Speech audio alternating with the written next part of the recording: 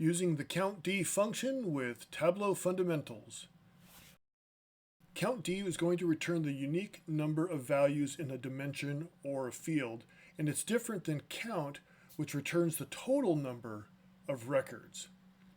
Now you can have that expression, it can be very simple with a field,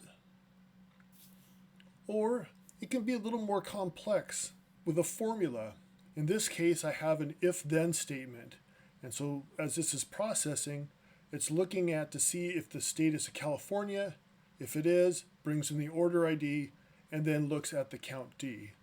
There's the number of records using count, number of orders using COUNTD or count distinct, and the total number of orders from California.